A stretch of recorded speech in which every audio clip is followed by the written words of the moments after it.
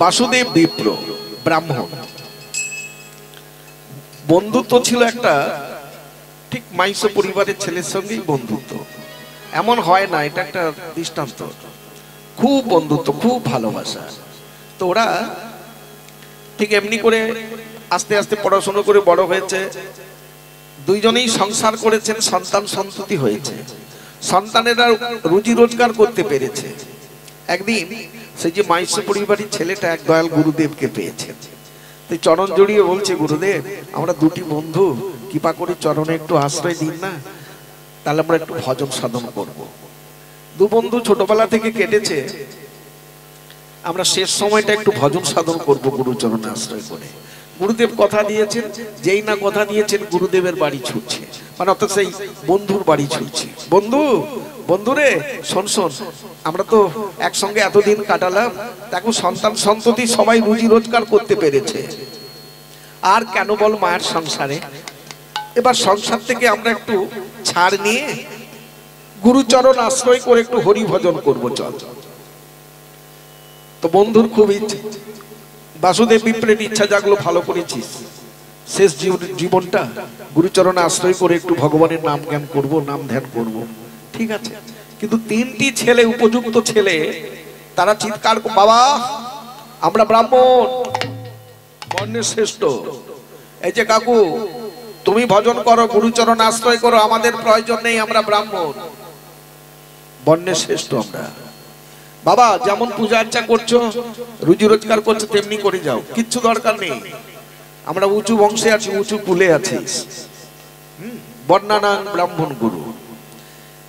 ছেলে দিল বাধা, তিনটি ছেলে, উপযুক্ত ছেলে বাধা দিল।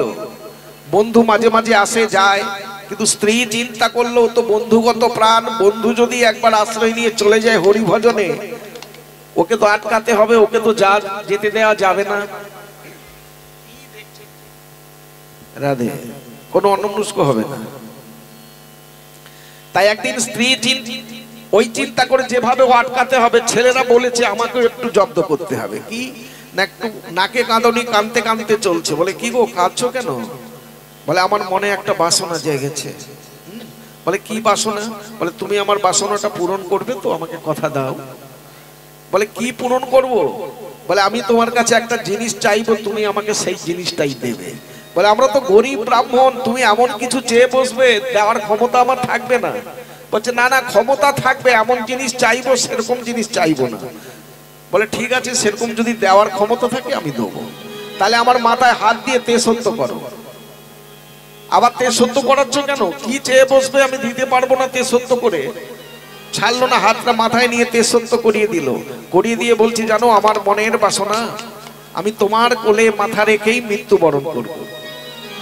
তুমি আমায় কথা দাও, কোনোদিন এই সংসার ছেড়ে আর যাবে না, আমি তোমার কোলে মাথা রেখেই মৃত্যুটা বরণ করব। আবার একটা বিরাট বাধা।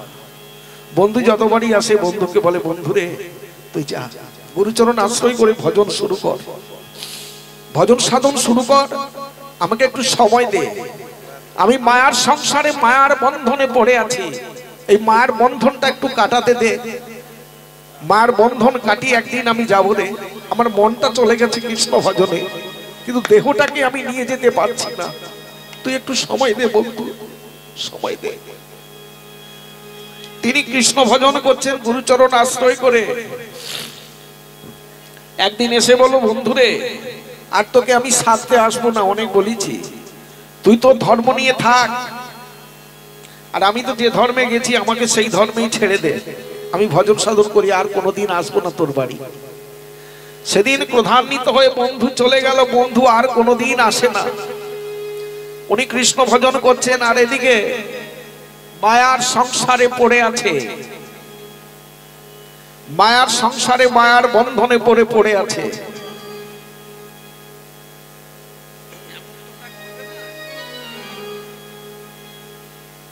রাধে,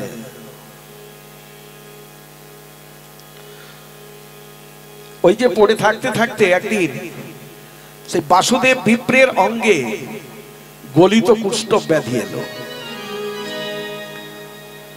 রক্তপুঞ্জ ঝরছে, অঙ্গ থেকে রক্তপুঞ্জ ঝরছে, পচা দুর্গন্ধ শুরু হলো। মা তাকাচ্ছে ছেলেদের মুখের দিকে, আর ছেলেরা তাকাচ্ছে মায়ের মুখের দিকে। মা চিন্তা করলো ছেলেরা যদি একবার বলে দেয় না, ঘর থেকে বের করে দেবো, বের করে দেবো। আমি কি করে বলি? আমি কদিন আগে বলেছি না, তোমার কোলে মাথা রেখেই মৃত্যুবরণ করবো। তো কি করে বলবো? ছেলের মুখের দিকে তাকায়। ছেলেরা ভাবছে মা বলে দিলেই হয়ে যাবে ব্যবস্থা, কিন্তু আমরা যদি ঘর থেকে বের করে দিই, মা যদি কষ্ট পায়। যখন অঙ্গে পোকা কিলবিল করতে শুরু করলো, পচা দুর্গন্ধ, রক্তপুঞ্জ ঝরে পড়ছে, মার সহ্য করতে না পেরে বলছে, বড় খোকা, মেজো খোকা, ছোট খোকা, তোরা কাছে আয়, তোরা দেখতে পাস না তোর বাবাকে এই ঘরে রাখা যাবে? পচা দুর্গন্ধ, রক্তপুঞ্জ হচ্ছে, পোকা কিলবিল করছে। বলে, মা গো, সেই তো বললে, এত দেরি করে বললে কেন? কতদিন তোমার মুখের দিকে তাকিয়েছিলাম, এই কথাটা তুমি তো আগেই বলতে পারতে, তাহলে তো আগেই ব্যবস্থা হয়ে যেত। বলো মা, কি করতে হবে? বলো, ওই যে পেছন দিকে পুকুরের পাড়ে ওই বনের ধারে একটা তালপাতার কুড়ে বানিয়ে তোর বাবাকে ওইখানে পৌঁছে দে, নূতন ঘরে। এক ঘরে থাকা যাবে না, পচা দুর্গন্ধ, রক্তপুঞ্জ হচ্ছে। তো সেই বলে, আজই ব্যবস্থা করে দিচ্ছি। কুড়ে একটা বানিয়ে থলে চোট পেতে দিয়ে বাবার হাত ধরে নিয়ে চলছে, বাবা চলো, একটা নূতন ঘর বানানো হয়েছে তোমার জন্য, সেই ঘরে পৌঁছে দেবো। সংসার দেখবে, মন প্রাণ যদি গোবিন্দ চরণে ফেলে দিতে পারে কেহ, ভগবান যেভাবে হোক তোমার হাত ধরে টেনে নিয়ে যাবে। তার একটা জ্বলন্ত দৃষ্টান্ত কবিরাজ গোস্বামী চৈতন্য চরিতামৃতে উপায়টা লিখেছেন, শুনুন মন দিয়ে। ওই যে পৌঁছে দিয়েছে দুটো খোলা, দুটো মালসা নিয়ে বসিয়ে দিয়ে এসেছে। স্ত্রী সারাদিনে একবার যায়, অন্ন ব্যঞ্জনাদি রন্ধন করে, সামনে দাঁড়ায় না, দূর থেকে ওই মালসাটা লক্ষ্য করে ছুড়ে দেয় অন্ন ব্যঞ্জন। কিছু কিছু মালসায় পড়ে, কিছু মাটিতেও পড়ে। মাটি থেকে কুড়িয়ে কুড়িয়ে বেছে বেছে সেবা করতে হয়, না হলে ক্ষুধায় মরবে। জলটা দূর থেকে ছুড়ে দেয়, কিছুটা মালসায় পড়ে, কিছু মাটিতে পড়ে। মাটিতে মুখ ঠেকিয়ে, পিপাসা নিবৃত্তির জন্য মুখ ঠেকিয়ে মাটিতে শোষে নেওয়ার আগে মাটির সঙ্গে যুদ্ধ করে চচিয়ে খেতে হয়। মনে মনে বলছে, এই আমার সংসার। ওগো ভগবান, অগ্নিনারায়ণ সাক্ষী করা স্ত্রী বলেছিল, আমি তোমার কোলে মাথা দিয়ে মৃত্যুবরণ করতে চাই, তুমি আমায় ছেড়ে যেও না। সেই স্ত্রী সাপের গুহরে বাসা বেঁধে দিয়ে গেছে, তখন সাপের ছোবলে আমার মৃত্যুটা ঘটবে। দারুণ সংসারে চরিত্র দেখিয়া পরাণে লাগিছে ভয়। কাল সাপ সাপের মুখেতে সুতিয়ার হীন, না জানি কখন কি হয়, না জানি কখন কি হয়। কাল সাপের গুহরে সুতিয়ার হীন, সাপের গুহরে সুতিয়ার হীন, না জানি কখন কি হয়, না জানি কখন কি হয়। অঙ্গের পোকাগুলো অঙ্গ থেকে যখন ঝরে মাটিতে পড়ে, সেই পোকাগুলোকে ধরে নিয়ে অঙ্গের ক্ষতস্থানে বসিয়ে দেয়। বসিয়ে দিয়ে বলে, পোকারে, তোরা আমায় ছেড়ে যাস না, আজ আমার কেউ নেই, তোরা আমায় যেন ছেড়ে যাস না রে। তোরা আমার অঙ্গের মাংসগুলো কুড়ে কুড়ে খা, আমি তবুও জানবো আমার সঙ্গের সম্বল সাথীরা আছে। সংসার আমাকে ছেড়ে গেল, স্ত্রী পুত্র পরিজন আত্মীয় স্বজন ছেড়ে দিয়ে গেল, কিন্তু অসংখ্য পোকা আমাকে ছেড়ে যায়নি। অসংখ্য পোকা আমার অঙ্গে বসে যতই কষ্ট হোক, ওরা আমাকে ছেড়ে গেল না। কোনদিন যেন ছেড়ে যাস না রে। আমি জানবো অসংখ্য পোকা আমার অঙ্গে আছে, ওরা আমায় ছেড়ে যায়নি, ওরা আমার সাথী হয়ে আছে। উপযুক্ত তিনটে ছেলে কোনোদিন সামনে এসে দাঁড়িয়ে বলে না, বাবা তুমি কেমন আছো? আত্মীয় স্বজন, বন্ধু বান্ধব, অগ্নিনারায়ণ সাক্ষী করে স্ত্রী দূর থেকে ছুড়ে দিয়ে চলে যায়, সামনে একবার এসে বলে না, ওগো তুমি কেমন আছো? কেউ বলল না। বন্ধু সংবাদ পেয়েছে, এই দুঃসংবাদটা বন্ধু পেয়ে ছুটে আসছে, এসে বলছে, বৌদি দাদা কোথায়, দাদা কেমন আছে? কোনো কথা না বলিয়ে মুখ বাঁকিয়ে দেখাচ্ছে। বলে মুখ বাঁকাচ্ছ কেন? বাঁকাচ্ছি না, ওইদিকে যাও না, ওই গলি পথ দিয়ে দেখো, পুকুর পাড়ে তোমার দাদা বসে আছে নতুন বাড়িতে। যখন সেই গলি পথে গেল, ছোট্ট তালপাতার কুটির থেকে শুধু একটাই শব্দ ভেসে আছে, আ উফ, আ উফ। সেই শব্দ শুনে বন্ধু বদনে কৃষ্ণ নাম বলতে বলতে হরে কৃষ্ণ হরে কৃষ্ণ কৃষ্ণ কৃষ্ণ হরে হরে হরে রাম রাম রাম হরে হরে। হরে কৃষ্ণ কৃষ্ণ কৃষ্ণ হরে হরে হরে রাম রাম রাম হরে হরে। হরি বল হরি বল হরি বল হরি বল হরি বল হরি বল হরি বল হরি বল হরি বল হরি বল হরি বল হরি বল হরি বল হরি বল হরি বল হরি বল হরি বল হরি বল। রাধে।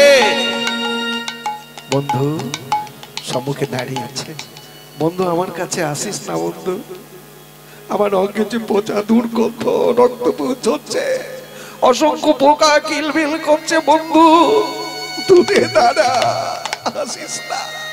বন্ধু রে, এ কি মন্ত্র শোনালি, যে মন্ত্র শ্রবণ করে আমার অঙ্গের যন্ত্রণা ব্যাধি জ্বালাটা মিটে গেল। বন্ধু কি মন্ত্র শোনালি বন্ধু? বন্ধু তোকে একটা কথাই বলে যাব, আমার কথাটা রাখবি? বল। রাখবো। যখন অঙ্গে যন্ত্রণা আসে, দূর থেকে আমি শুনেছি তোর আর্তনাদ, আহ উফ আহ। যখন যন্ত্রণা আসবে, তো উফ আহ শব্দটা বাদ দিয়ে ঠিক ওই জায়গায় হা কৃষ্ণ হা গৌর বলে কাঁদিস, চিৎকার করে কাঁদিস, হা কৃষ্ণ হা গৌর। আমার প্রেমের ঠাকুর গৌর হরি কৃপা করলেও করতে পারে রে। ভগবান গৌর হরিকে প্রেমের ঠাকুর বললেন, ভগবান কৃষ্ণচন্দ্রকে প্রেমের ঠাকুর বললেন না। এমন প্রেমময়, এমন করুণাময়, এমন কৃপাময় বিশ্ব জগতে হবার নয়, আর হবে না কোনদিন।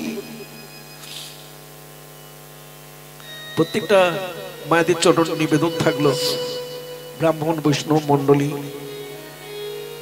সবার চরণ নিবেদন, সনাতন ধর্মটাকে জাগিয়ে রাখুন। সনাতন ধর্মের একটা দুর্দিন নেমে এসেছে। আজকে আপনারা টিভিতে পেপারে চারিদিকে দেখছেন, বাংলাদেশে সনাতন ধর্মের মানুষকে তাড়া করছে, মারপিট করছে, ইসকন মঠ ভেঙে দিচ্ছে, হিন্দুদের মন্দির ভেঙে দিচ্ছে, হিন্দুদের উপর অত্যাচার শুরু হয়েছে। ভেবে দেখুন তো, আমার এই ভারতবর্ষের মাটিতে কত মুসলমান আছে, কোন হিন্দু তাদের উপরে কোনো অত্যাচার করেছে? করে না। তাই হিন্দু, আমাদের সনাতন ধর্ম হচ্ছে শাশ্বত, চিরন্তন, সর্বশ্রেষ্ঠ ধর্ম হচ্ছে সনাতন ধর্ম। আদি ধর্ম হলো সনাতন ধর্ম।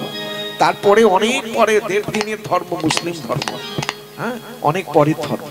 তাহলে এত বড় ধর্মটাকে আজ লুপ্ত হওয়ার পথে।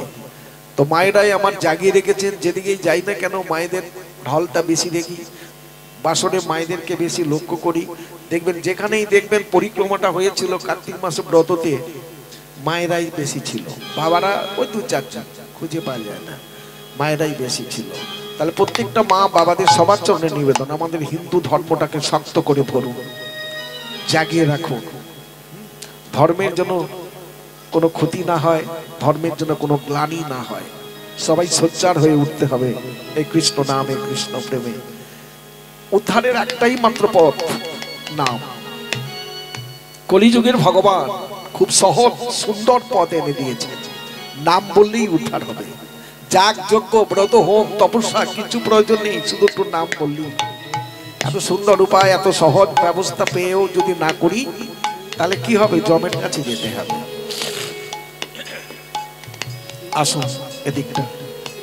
বন্ধু চলে গেলেন, ঠিক সেই দিনতে চোখের জলে ভেসে হা গৌর হানি তাই করে চোখের জলে ভাসে হা কৃষ্ণ বলে কাঁদে।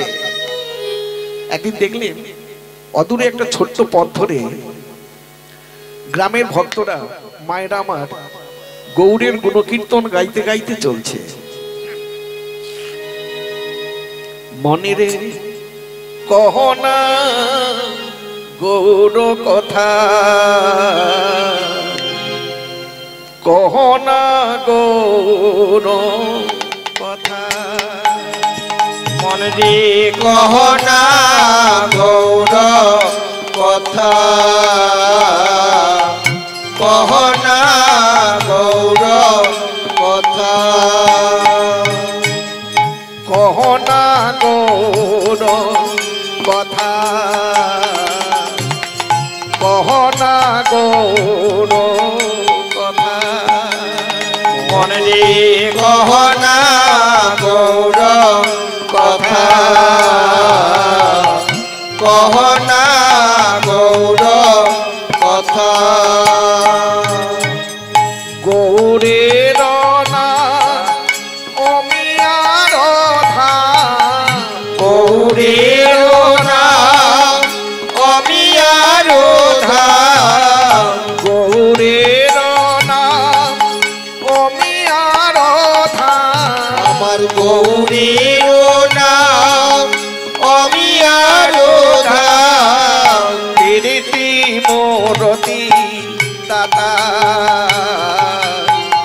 প্রীতি মোরতি দাতা, আমার গৌরের নাম অমিয়ার ধাম, গৌরের নাম অমিয়ার ধাম, প্রীতি মোরতি দাতা, প্রীতি মোরতি দাতা, মনে কহনা গৌর কথা, কহনা গৌর কথা, শয়নে গৌ স্বপনে গৌ, আমার শয়নে গৌর স্বপনে গৌর, শয়নে গৌ স্বপনে গৌ, শয়নে গৌর স্বপনে গৌর, গৌর নয়ন তারা, গৌর নয়ন তারা, আমার শয়নে গৌর স্বপনে গৌর, শয়নে গৌর স্বপনে গৌর, গৌর নয়ন তারা, গৌর নয়ন তারা, আমার হিয়ার বাজারে গৌরাঙ্গে রাখিয়ে, হিয়ারো মাঝারে গৌরাঙ্গ রাখিয়ে, হিয়ার মাজারে গৌরাঙ্গে রাখিয়ে, আমার হিয়ারো মাঝারে গৌরাঙ্গ রাখিয়ে, নিরলে বসিয়া রব, নিরলে বসিয়া রব, আমার হিয়ারো মাঝারে গৌরাঙ্গ রাখিয়ে হিয়ারো মাঝারে গৌরাঙ্গ রাখিয়ে বিরলে বসিয়া রব বিরলে বসিয়া রব মনে কহনা গৌর কথা কহনা গৌর কথা কহনা গৌর কথা। কে গো? গৌরীর নাম গাইতে গাইতে কোথায় যাচ্ছ গো? তোমরা কোথায় যাচ্ছ গো? সবাই বলে উঠলো থেকো না গো, চলেছো মায়ার সংসার ত্যাগ করে চলেছো। আজ আমার নদিয়ার চাঁদ গৌরহরি আমাদের গ্রামে এসে উদয় হয়েছে। সেই নদিয়ার চাঁদ গৌরহরিকে দর্শন করে মনুষ্য জন্মটাকে সার্থক করবে। এসো, আমরা গৌর দর্শনে যাচ্ছি গো। দাঁড়ানোর শক্তি নেই, চলতে পারে না, চোখের জলে ভেসে বলছে গৌরহরি তুমি এসেছো, এসেছো দয়াময়। সেই নদিয়ার চাঁদ গৌরহরি আমার গ্রামে এসে উদয় হয়েছে, কিন্তু দয়াময় আমি যে চলতে পারি না, আমি কেমন করে যাব প্রভু? আমি যে চলতে পারছি না। শুনেছি ভগবানের দিকে যদি কেউ দুটো পা এগিয়ে যায়, ভগবান নাকি 10 পা এগিয়ে আসে।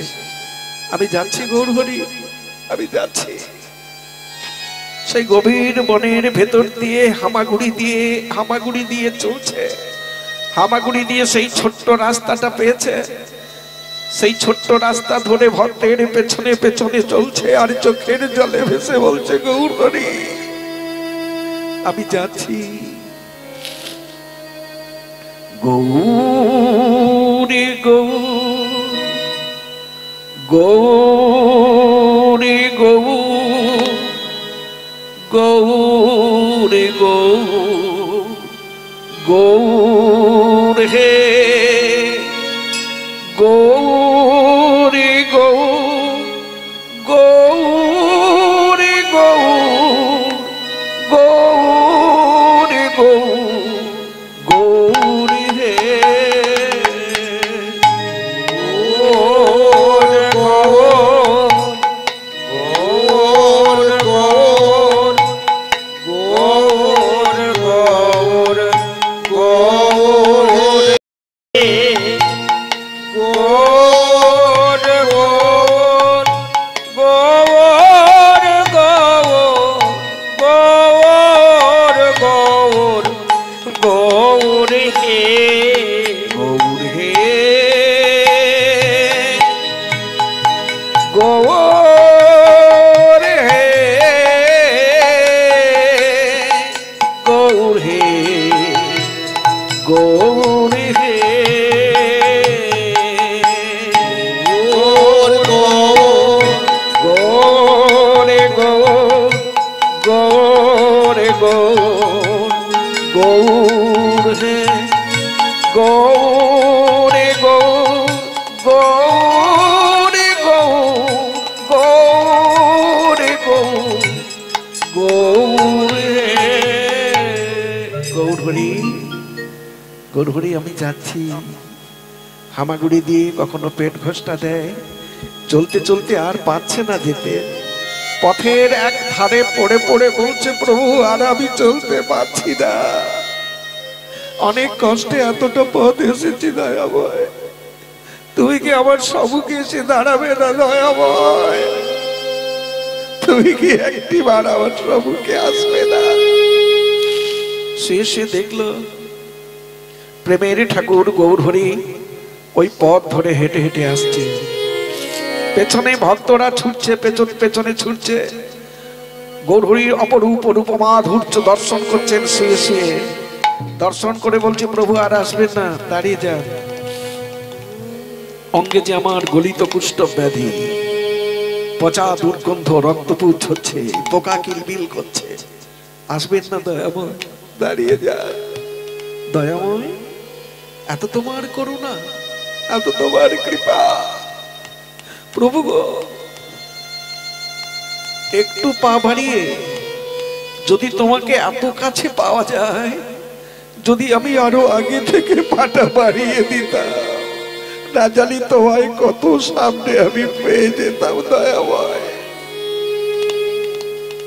কত সামনে পেয়ে যেতাম। অপরূপ মাধুর্য দর্শন করছে। আকাশের শোভা চন্দ্র যেমন, চন্দ্রের শোভা তারা, মেঘের শোভা সৌদামিনী, নদিয়ার শোভা গোরা। নদিয়ার মাঝে প্রেমের ঠাকুর গৌর হরির আবির্ভাব যদি না হতো, তাহলে নদিয়ার এত শোভা লাগতো না, হাজার হাজার মানুষ সেই নদিয়ার পথে ছুটে যেত না। সরোবরে পদ্মের শোভা, পদ্মের শোভা বলি, হরিবাসরের শোভা হয় আপনাদের মতো শুদ্ধ পবিত্র গৌর ভক্ত। নিতাই গৌর হরি বল।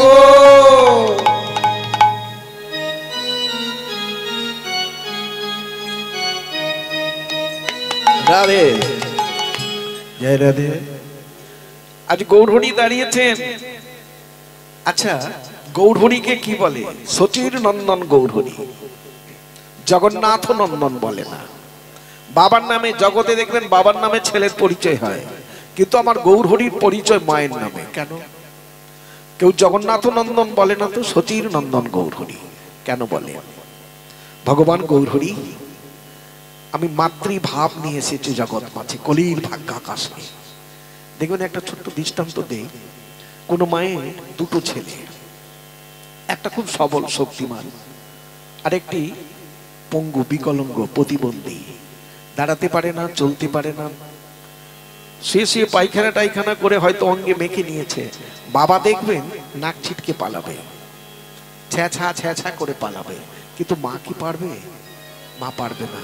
মাতৃ হৃদয়, মায়ের আমার স্নেহ মাখা মধুর হাত দিয়ে দেখবেন সেই সন্তানের নোংরা গুলোকে দু হাত দিয়ে পরিষ্কার করে দিয়ে সেই সন্তানকে হৃদয় মাঝে জড়িয়ে ধরবে।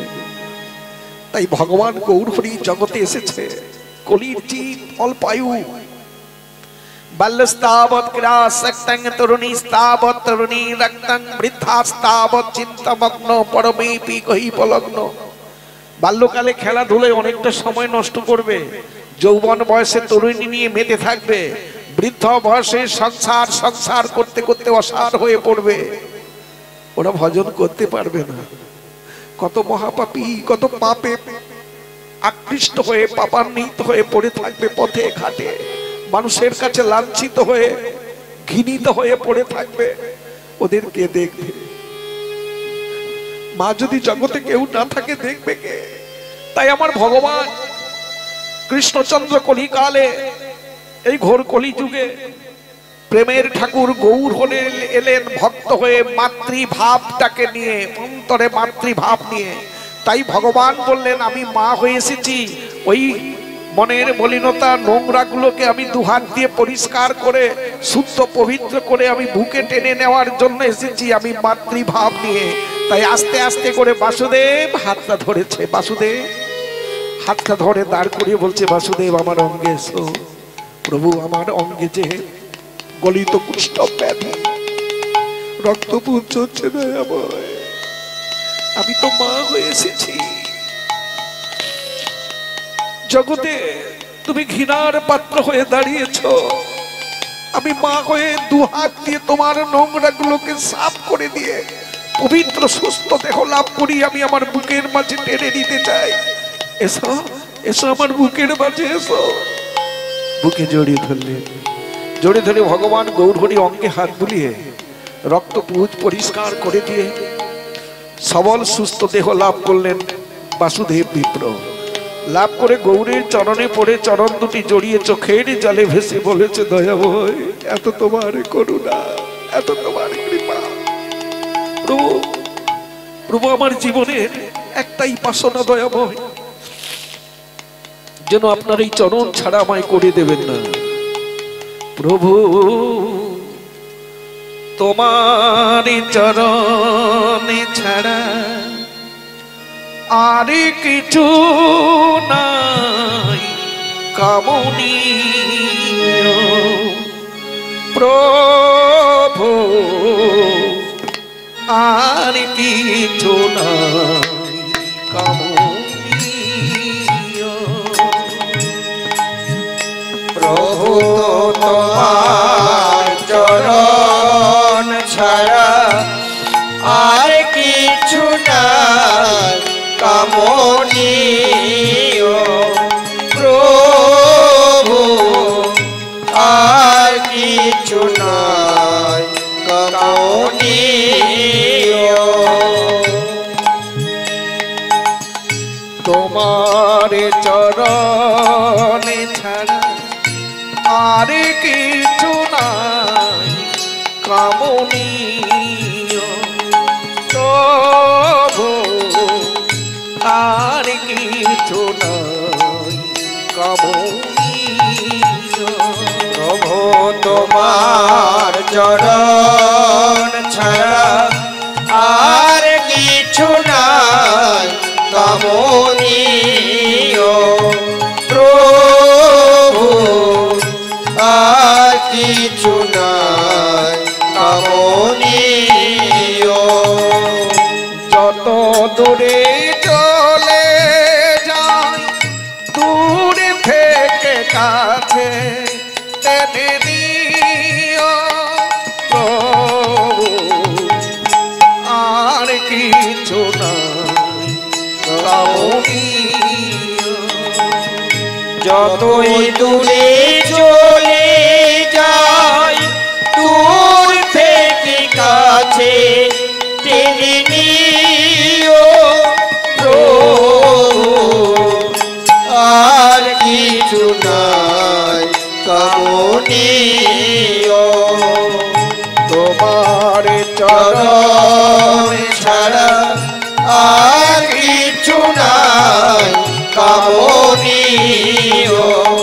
প্রভু আর কিছু নাই কামনীয়।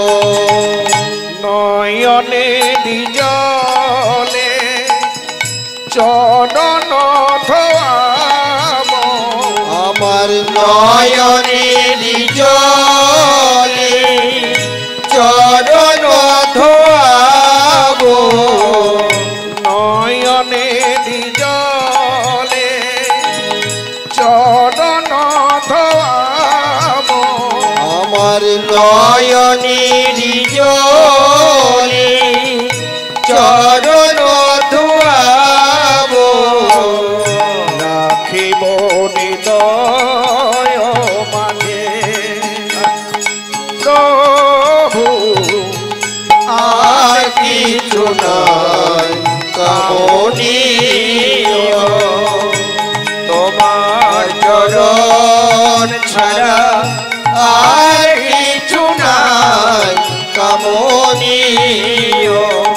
প্রভু আর কিছু নাই কামনীয়। আর কিছু নয় কামনীয়।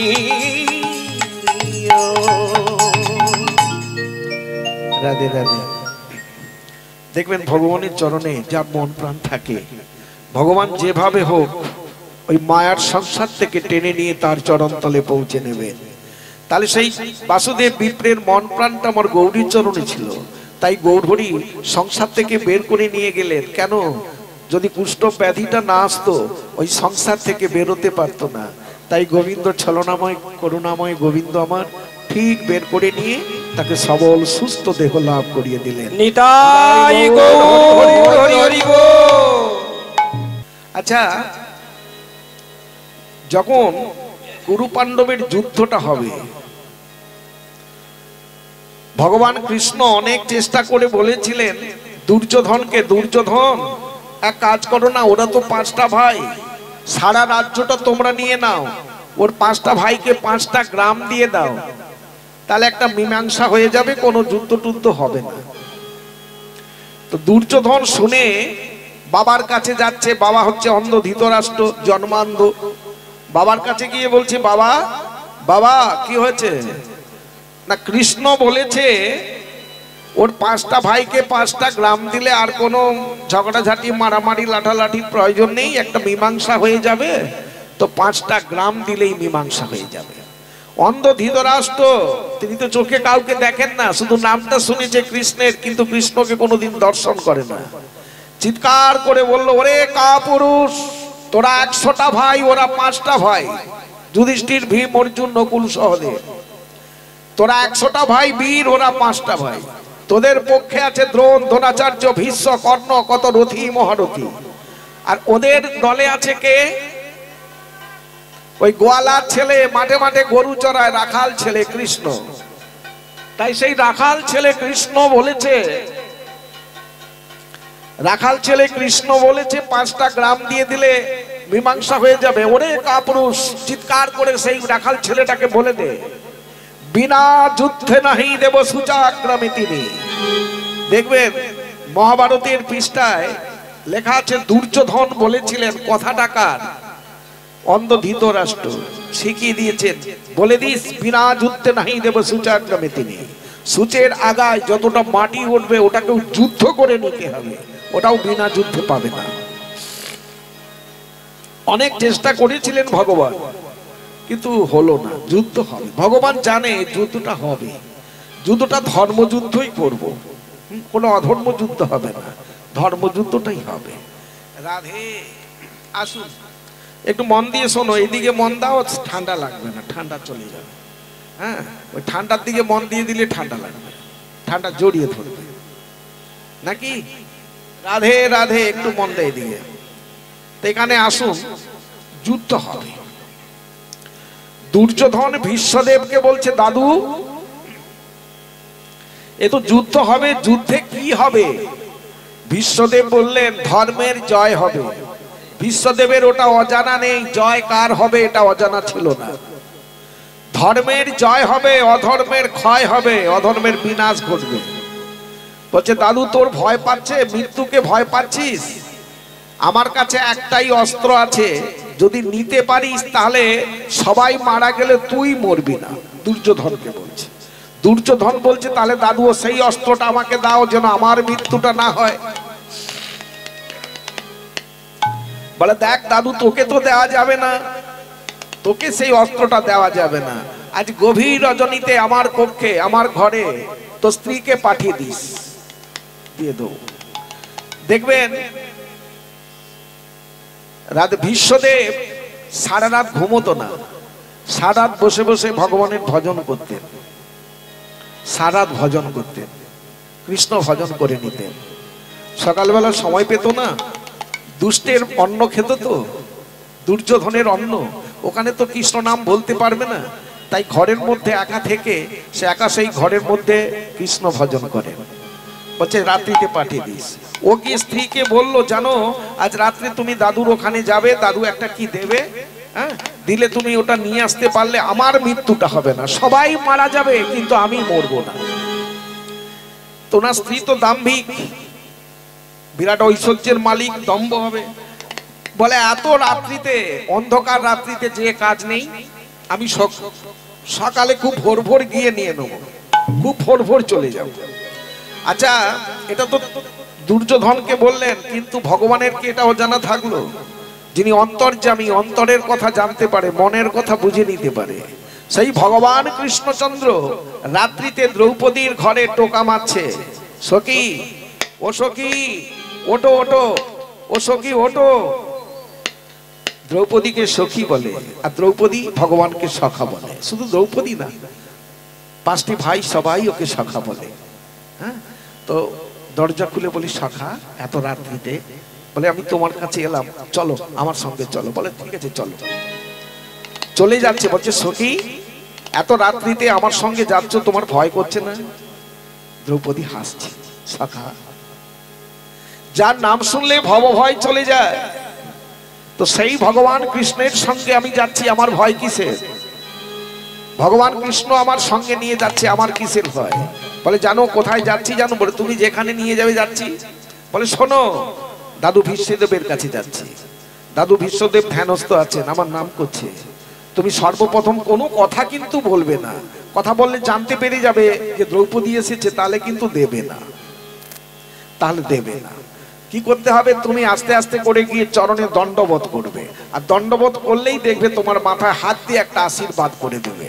আশীর্বাদ করলেই দেখবেন জয় হবে, ওদের মৃত্যু অবধারিত। ভীষ্মদেবের দ্বারে বহিদ্বারে দাঁড়িয়ে আছেন ভগবান কৃষ্ণ। দ্রৌপদীকে বললে, সখী, দ্রৌপদীর পায়ে জুতো চলে যাচ্ছে। সখী, ও সখী, গুরুজনের কাছে যাচ্ছ, পায়ে জুতো পরে জুতোটা এখানে খুলে যাও। দ্রৌপদী মনে করলেন আমি তো ওই দুয়ারটায় খুলে যেতাম, তো আপনি এখানে খুলতে বলছো, হ্যাঁ এখানে খুলো। তো যখন খুলে দিয়ে যাচ্ছে, দ্রৌপদীর একটা সন্দেহ হলো। সন্দেহটা কি, এখানে খুলে দিয়ে বলছে নিশ্চয়ই কিছু একটা মতলব আছে সখার।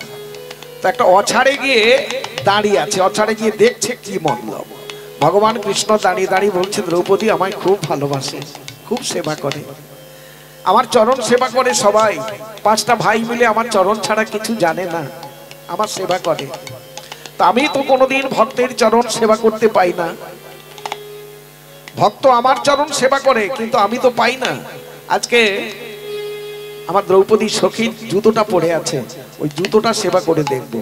জুতোটাকে বুকে নিয়ে উত্তরণী দিয়ে ধুলোগুলো ছাড়ছে, যখন ছাড়ছে ধুলো কণাগুলো যখন অঙ্গে পড়ছে, পুলকাদি অষ্টসাত্ত্বিক ভাব। ভক্তের পাদুকাতে যদি এত প্রেম জাগে, সেই ভক্ত চরণে কত প্রেম আছে। আজ ভক্তের পাদুকা পেয়ে এত আনন্দ পেলাম, এত সুখ। যদি ভক্তের চরণটা সেবা করতে পারতাম, তাহলে কত সুখ পেতাম। হরি বল, হরি বল। দ্রৌপদী টং টং করে বলছি, সখা, সখা, জুতোটা রাখো।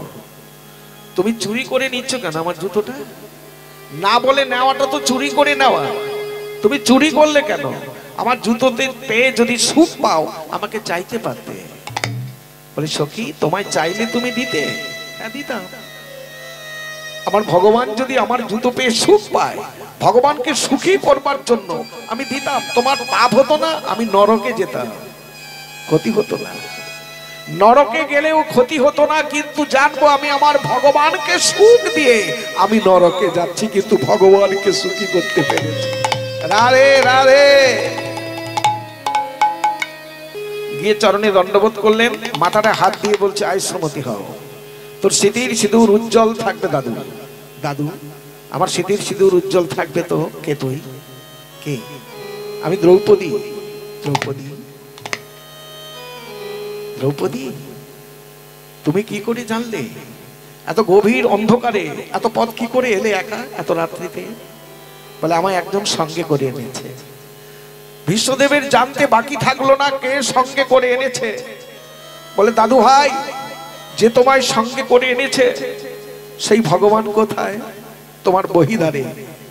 বহিদারে দেখলেন গোবিন্দ আমার দাঁড়িয়ে আছে, মোহন মুরলী ধারণ করে দাঁড়িয়েছে। রাধে রাধে। চরণে দণ্ডবোধ করে দুটি চরণ জড়িয়ে ধরে বলে উঠলেন, চরণ দুটি জড়িয়ে বলছে, কৃষ্ণ, কৃষ্ণ রে, তুমি এসেছো কৃষ্ণ। এলে যদি আমার বহিদারে দাঁড়িয়ে কেন কৃষ্ণ? কেন তুমি আমার অন্তর্মহলে একবার প্রবেশ করলে না? দাদু, অন্তর্মহলে প্রবেশ করলে কি হতো? কৃষ্ণ, তোমার চরণ ধুলি আমার অন্তর্মহলে পড়তো, ওই চরণ ধুলি কোনা উড়তে উড়তে আমার অঙ্গে এসে লাগতো, আমার দেহ মন পবিত্র থেকে পবিত্রতর হতো কৃষ্ণ। বহিদারে দাঁড়িয়ে থাকলে আমার অন্তর্মহলে কেন তুমি গেলে না? ভগবান কৃষ্ণ বললে, দাদু, চিন্তা করো না, আমি যে পক্ষেই যাই না কেন, যে পক্ষেই অবলম্বন করি না কেন, আমি কিন্তু অস্ত্র ধরবো না। ওই যুদ্ধে আমি অস্ত্র ধরবো না, ভয় নেই। ভীষ্মদেব দুটি চরণ জড়িয়েছে, জড়িয়ে ধরে শপথ করেছিলেন, এইখানেই শপথটা হয়। ওগো কৃষ্ণ, তুমি বললে ওই রণক্ষেত্রের রণাঙ্গনে অস্ত্র ধারণ করবে না। আজ আমি আপনার চরণ স্পর্শ করে কথা দিলাম, ওই রণক্ষেত্রের রণাঙ্গনে আমি আপনাকে অস্ত্র ধারণ করাবো। দেখবো ভগবান কার জয় হয়, ভগবানের না ভক্তের জয় হয়, সেটাই আমি দেখবো। আর ভগবান তো নিজের জয় চায় না, ভক্তেরই জয় চায়, ভক্তেরই জয় চায়। ঠিক এইখানে শপথ হয়েছিল আমি অস্ত্র ধরবো না। আর বিশ্বদেব বলেছিল ওই রণাঙ্গনে আমি আপনাকে অস্ত্র ধারণ করাবো, দেখবো কার জয় হয়, ভগবানের জয় হয় না ভক্তের জয় হয়। এখানে বলেছে নিদাই গৌর হরি হরি হরি বল। যুদ্ধ তো হয়েছিল, যুদ্ধে জয় কার জন্য হয়েছিল সেইটা দেখুন আগে। রাধে রাধে। আমরা জেনে নিয়ে ও পঞ্চপাণ্ডবের সাথে সব হেরে গেছে, সব মরে গেছে, মেরেছিল কে? অস্ত্র ধরবেন না, কিন্তু বিনা অস্ত্রে তিনি নিধন করেছেন ভগবান। এ তাকা ঠিক এইভাবে। তো দুর্যোধন ভয় পাচ্ছে, স্বামী স্ত্রীতে বলা বলি হচ্ছে এই তো যুদ্ধ তো হবে, যুদ্ধে কি হবে? বলে স্বামী তুমি কি ভয় পাচ্ছ? আমার একটা বুদ্ধি নেবে, সেই বুদ্ধিতে চলতে পারলে না যুদ্ধ আর করতে হবে না, ওরা পাঁচটা ভাই এমনি মারা যাবে। তো কি করলে পাঁচটা ভাই আর যুদ্ধ করবে না, মারা যাবে? বলে আপনি এক কাজ করুন, আমাদের রাজ ঐশ্বর্য, টাকা পয়সা, গাড়ি বাড়ি তো অভাব কিছু নেই, আপনি দুর্বাসা মুনিকে নিমন্ত্রণ করুন। দুর্বাসা মুনি তো একা আসবে না, 10,000 শিষ্য আছে, 10,000 শিষ্য নিয়ে আসবে। যাই হোক তুমি সেবা দেবে, সেবা দিয়ে মুনিবরের চরণ জড়িয়ে বলবে হে মুনিবর, আমার ভাইয়েরা তো ওই বনে আছে, তো সেই যেখানে দেখবেন ভগবান প্রভাস যজ্ঞ করেছিলেন, প্রভাস নদীর তীরে সেই কাম্যক বন, প্রভাস নদীর তীরেই হলো কাম্যক বন, সেই কাম্যক বনেই আছে পাঁচটা ভাইকে লুকিয়ে রেখেছে ভগবান কৃষ্ণ। ওরা জেনে গেছে যদিও, তুমি নেমন্তন্ন জানাবে আমার ভাইদের কাছে একবার একটা দিন অন্তত সেবা করুন। আমি তো যাই হোক সেবা দিলাম, আর দেখবেন তোমার ভাই তো বনে আছে পাঁচটা ভাই, ওরা সেবা দিতে পারবে না। আর মুনি খুব রাগী, খুব ক্রোধী মুনি, তো অভিশাপ দিয়ে দেবে। হ্যাঁ, সেই মুনির অভিশাপে ওরা ভস্ম হয়ে যাবে, আর যুদ্ধ করতে হবে না। ওই দুর্বাসা মুনি খুব রাগী। ঠিক আছে, এই বুদ্ধিটা ঠিক। দুর্বাসা মুনিকে একদিন নিমন্ত্রণ জানালেন, 10,000 শিষ্য নিয়ে এলেন, যাই হোক সেবা দিল। সেবা দিয়ে বলছে হে মণিবর, যাই হোক তো আমরা সেবা দিলাম, আমার ভাই পাঁচটা ভাই কাম্যক বনে আছে, তো সেখানে গিয়ে একটা বেলা অন্তত একটু সেবা নিতে হবে, আমি একটু নিমন্ত্রণ জানালাম। ঠিক আছে, আগামী করলো মধ্যাহ্নে যাচ্ছি, মানে পরের দিন আগামী করলো মানে কাল, মধ্যাহ্নে মানে দুপুরে আমি যাচ্ছি 10,000 শিষ্য নিয়ে। ওরা জানে না। এবারে আসুন, দুর্যোধন ওই নদীতে স্নান করতে যায়, যেখানে প্রভাস নদীর তীরে প্রভাস নদীতে স্নান করতে যায়। নিত্য স্নান করে সূর্য অর্ঘ্য দেয়, চোখের জলে ভাসে। সূর্যদেব একদিন এসে দাঁড়ালেন, দুর্যোধন যুধিষ্ঠির তুমি নিত্য আমাকে অর্ঘ্য দাও আর চোখের জলে ভাসো, বলো যুধিষ্ঠির তুমি কেন কাঁদো? হে সূর্যদেব, আমার পাঁচটা ভাই, আমি হলো বড়, ভাইরা যে আমাকে বাবার চেয়েও শ্রদ্ধা বেশি করে। যখনই ক্ষুধা পায় আমাকে এসে বলে দাদা আমার ক্ষুধা পেয়েছে, আমি পেট ভরে ভাইদের সেবা দিতে পারিনি, কেন বড় হয়ে এলাম, কেন আমি বড় হলাম, ভাইদের সেবা দিতে পারিনি, তাই নিত্য চোখের জলে ভেসে তোমায় ডাকি। সূর্যদেব একটা ছোট্ট ভার নিয়ে, আস্তে আস্তে ভারটা নিয়ে যুধিষ্ঠিরের হাতে দিয়ে বলল, যুধিষ্ঠির তুমি এই ভারটা নিয়ে যাও, এর মধ্যে অন্ন তৈরি হবে, তৈরি হলে তোমার ভাইদের সেবার কিছু অসুবিধা হবে না। সেই ভারটাকে নিয়ে, মুখটা শুকিয়ে গেছে, ভারটাকে নিয়ে শুধু দেখছে আর মনে মনে করছে আমার একটা ভাইয়ের ক্ষুধা নিবৃত্তি করতে পারবে না এই ভাঁড়ের অন্ন। বলে যুধিষ্ঠির কি দেখছো? বলে আমার একটা ভাইয়ের ক্ষুধা নিবৃত্তি করতে পারবে তো? সেই ভাইটা হলো কে? ভীম। ভীম একটু বেশি খায়। সূর্যদেব বলেছিল শোনো, শুধু ভীম না, ওই অন্নটা যখন তৈরি করবে মা দ্রৌপদী হাজার হাজার ভক্তের সেবা দেবে ওই একটা হাঁড়ির অন্নে। অকুলান হবে না, যত দেবে তত ফুরবে না, তত ভরবে। তবে হ্যাঁ, দ্রৌপদী মা যদি সেবা করে নেয় তারপরে কিন্তু একটা ভক্তেরও সেবা দিতে পারবে না।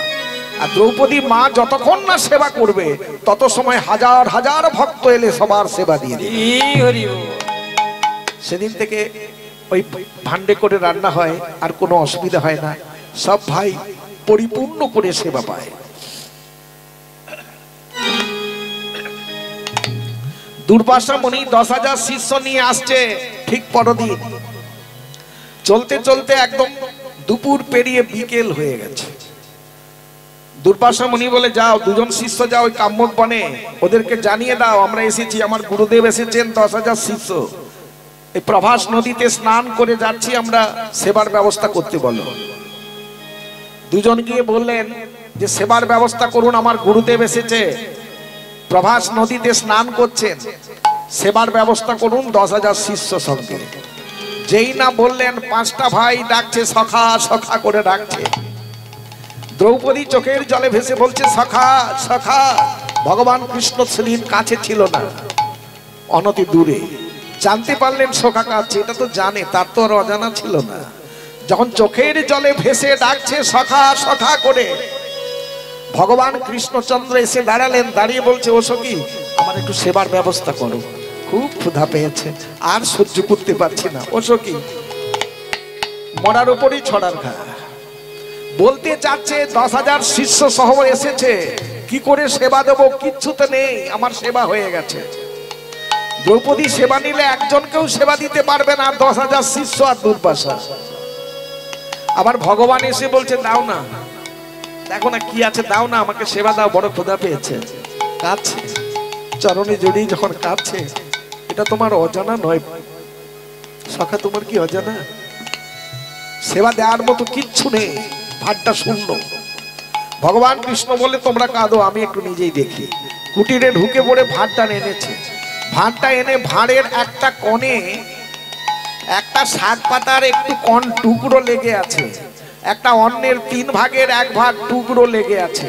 নখ দিয়ে নকশিয়ে সেই অন্নটা তুলে, শাক পাতাটাকে তুলে ভগবান কৃষ্ণচন্দ্র সেবা করলেন। সেবা করে ঢেকুর তুলছে। ঢেকুর যখন তুলছে, দ্রৌপদী চরণে পড়ে আছে, 5টা ভাই দুটি চরণ জড়িয়ে কাঁদছে। সখা ব্যঙ্গ করছো, আমরা সেবা দিতে পারিনি, একটা কোনা অন্ন নিয়ে ঢেকুর তুলছো, আমাদের ব্যঙ্গ করছো। ভগবান কৃষ্ণ বলে, না গো, ব্যঙ্গ করছি না, সত্যি আমার উদরটা পরিপূর্ণ হয়েছে, তাই ঢেকুর উঠছে। ভগবান কৃষ্ণচন্দ্র ঢেকুর তুলছে, আর ওখানে 10,000 শিষ্য আর দুর্বাসার পেটগুলো ফুলে টই টই করছে। শিষ্যরা ভাবলেন, গুরুদেব খাবো কি, যাওয়ার শক্তি আর নেই, এত পেটটা ভার হয়ে গেল, খাবো কি ওখানে গিয়ে, যাওয়ার শক্তিটা পর্যন্ত নেই। দুর্বাসাও বলে উঠলো, ওই অবস্থাটা আমারও হয়েছে, কি খাবো, চলতে ইচ্ছে হচ্ছে না, পেটটা এত ভার হয়েছে। আজকের দিনটা যে কাজ নেই, এখানে সবাই বিশ্রাম করো। নদীর তীরে বিশ্রাম করছেন। রাধে রাধে, নিতাই জয় জয় কৃষ্ণচন্দ্র কি জয়, ভগবান কৃষ্ণচন্দ্র কি জয়, জয় জয় বৃন্দাবন ধাম কি জয়, জয় জয় ভাগবত মহাপুরাণ কি জয়, সমবেত ভক্ত মন্ডলী কি জয়, শ্রী গুরু নিতাই গৌর প্রেমানন্দে হরি হরি হরি বল। ভগবান কৃষ্ণ পরদিন ভীমকে ভোর ভোর, ভীম যাও যাও সব দুর্বাসা মুনিদের নিয়ে আসবে, আর শোনো গিয়ে বলবে কালকে রান্না করে বসেছিলাম, তোমরা গেলে না কেন। ভগবান দেখেন ভক্তের মান কত বাড়িয়ে দেয়, কিন্তু এলে যে কি হতো, যদি চলে আসতো কি অবস্থা হতো খুঁজে পেত না। হ্যাঁ, ভগবান কৃষ্ণ বলছে যে বলবে কালকে রান্না করে বসেছিলাম, নষ্ট হলো, তোমরা গেলে না কেন। একই কথা বলেছে। গদা কাঁধে করে নিয়ে এত ধুম ধুম করে চলতে চলতে গেল না, কেঁপে ভয়ে কেঁপে উঠছে। হ্যাঁ, ভীম এসেছে, বলে কালকে গেলে না কেন, রান্না করে বসে আছি, বলে দিয়ে বসে আছি, ঘুমোচ্ছ এখানে। বলছে হ্যাঁ আমাদের ওটা অপরাধ হয়েছে, তবে আজকে চলুন, আজকে চলুন, আমি নিয়ে যাব। ঠিক আছে ভীম তুমি যাও, আমরা স্নান করে যাচ্ছি। বলছে স্নান করে না, আমি দাঁড়িয়ে আছি, আপনারা স্নান করুন। স্নান আনি করিয়ে ভীম নিয়ে আসছে, এখানে রান্না টান্না হয়ে গেল, রাত থেকে রান্না শুরু। হ্যাঁ, 10,000 শিষ্য সহ দুর্বাসা মুনিকে জায়গা করে সেবা দিচ্ছেন। যুধিষ্ঠির, ভীম, অর্জুন, নকুল, সহদেব, ভগবান কৃষ্ণ আর দ্রৌপদী সেবা দিচ্ছে। দুর্বাসাকে এত সেবা দিচ্ছে, নেবো না নেবো না, ভগবান কৃষ্ণ বললে দিয়ে যাও, দিয়ে যাও। দুর্বাসা মুনি দ্রৌপদীকে ডেকে বলছে, এই মা দ্রৌপদী রে, আমার কাছে আয়। মাথাটায়, বাম হাতটা মাথাটায় দিয়ে বলছে, মা তুই কি লক্ষ্মী রে মা? মারে তোর আজকে রন্ধনটা করা অমৃত হয়েছে, কি অমৃত সেবা দিলি, এমন সেবা জগতে আমায় কেউ দিতে পারেনি মা। মারে তোকে আমি আশীর্বাদ করলাম, তোর সিঁদুর সিঁদুর উজ্জ্বল থাকবে, কোনোদিন মুছে যাবে না। যাকে অভিশাপ দেওয়ার জন্য পাঠালেন, আশীর্বাদ পেয়ে গেল, সে পেল আশীর্বাদ।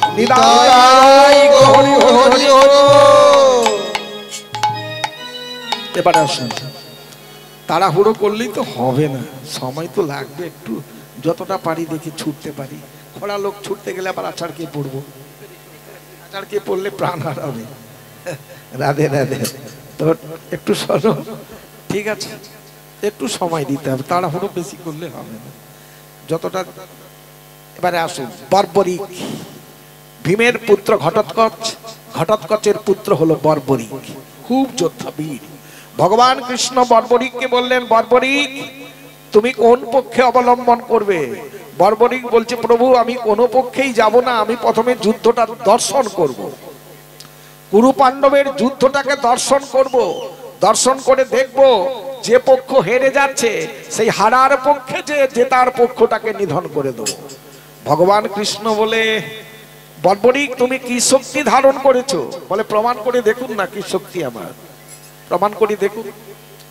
ভগবান কৃষ্ণচন্দ্র একটি বৃক্ষ থেকে দুটো পাতাকে তুলে নিয়ে দুটি পায়ে চেপে দিয়েছে, চেপে দিয়ে বলছে, বর্বরিক তুমি বাণ নিক্ষেপ করে গাছের পাতাগুলোকে ঝাঁঝরা করে যদি ক্ষতছিদ্র করে দিতে পারো, তাহলে ভাববো তোমার শক্তি ধারণ করবে।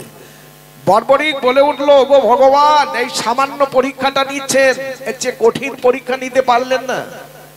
ভগবান কৃষ্ণ বললে, এটাও সামান্য পরীক্ষা, ঠিক আছে এই পরীক্ষাটা দাও। বর্বরিক বাণটাকে প্রণাম জানিয়ে বাণটা নিক্ষেপ করে দিলেন, ভগবানের চরণ স্পর্শ করে বাণটা গিয়ে বৃক্ষের পাতাগুলোকে ঝাঁঝরা করে দিল। আর ভগবান কৃষ্ণ বললে, পায়ে যে পাতাটা চাপা ছিল দেখি ওটা কি অবস্থা। যখনই চরণ দুটো সরিয়ে দিয়ে দেখলো সেই চরণ চাপা পাতা দুটো ঝাঁঝরা হয়ে গেছে, তখন ভগবান কৃষ্ণচন্দ্র মনে করলেন, একে তো বাঁচিয়ে রাখা যাবে না, একে বাঁচিয়ে রাখলে বিপদ হবে। সঙ্গে সঙ্গে সুদর্শনকে আহ্বান করে বর্বরিকের মস্তকটা ছেদন করে দিলেন। আর বর্বরিক বলে উঠলো, ওগো ভগবান, আমার মনে একটা বাসনা ছিল। কি বাসনা? এই যুদ্ধটা যে হবে কুরু পাণ্ডবের, সেই যুদ্ধটা আমি দর্শন করব, আমার মনের বাসনা।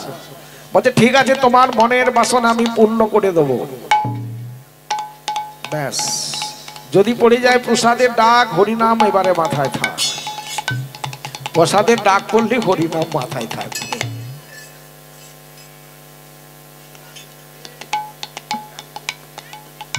জয় রাধে। এইটা বল ধরেছি যখন, একটু দেখি কি করা যায়। জয় রাধে।